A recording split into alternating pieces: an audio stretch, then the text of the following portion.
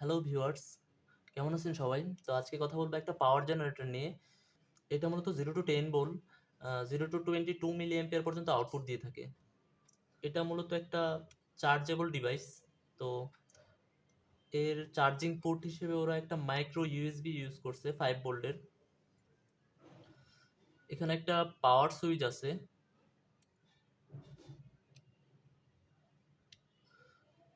Voltage regulate করার জন্য এখানে ওরা একটা পটেনশিওমিটার বা ভোল্টেজ রেগুলেটর রাখছে।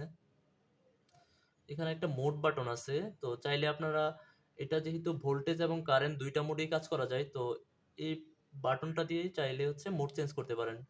আর চার্জিং ইন্ডিকেটর, এখানে একটা ল্যাম্প ইউজ করছে। আর এখানে ডিটেলস দেওয়া আছে। আমরা যদি একটু পাওয়ার আপ করি,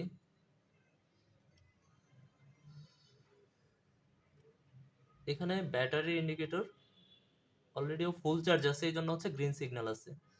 তো আমরা মোড, যদি ব্যাটারি, এই যে এখানে ভোল্টেজ, আমরা ভোল্টেজ সিলেক্ট করে নিছি। মোড চেঞ্জ করে আপনারা কারেন্ট বা ভোল্টেজে নিতে পারেন। তো আমি ভোল্টেজে রাখছি। তো এখন ভোল্টেজটা এই যে এখানে 4.06 অলরেডি শো করতেছে। তো আমি চাইলে রেগুলেট করতে পারবো এটা।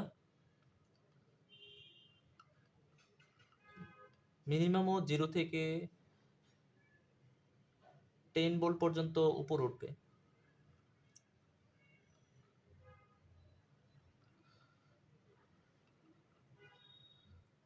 আমরা যদি ফিজিক্যালি একটু ওর ভোল্টেজটা মেপে দেখি মিটার দিয়ে,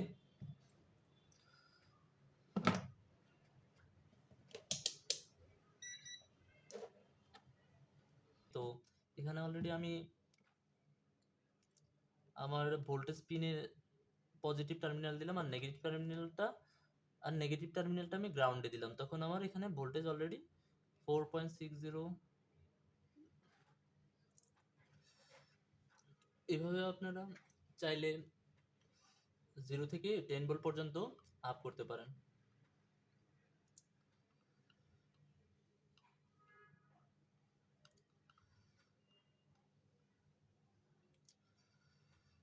তো এর মাধ্যমে সহজে হচ্ছে ভোল্টেজটা রেগুলেট করা যায়।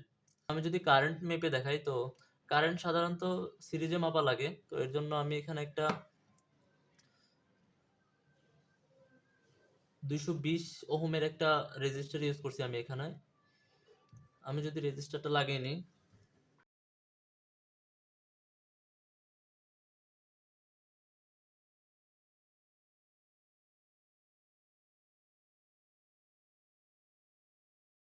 আমি এখানে একটা রেজিস্ট্যান্স লাগিয়ে নিলাম।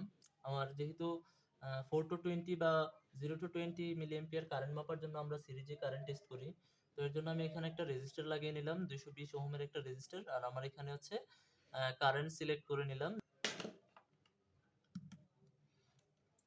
এই যে আমার এখানে অলরেডি হচ্ছে এম্পিয়ার চলে আসছে হচ্ছে 6.2, 6.7, 7.3, এই যে এখানে 7.4, 7.8, 7.9,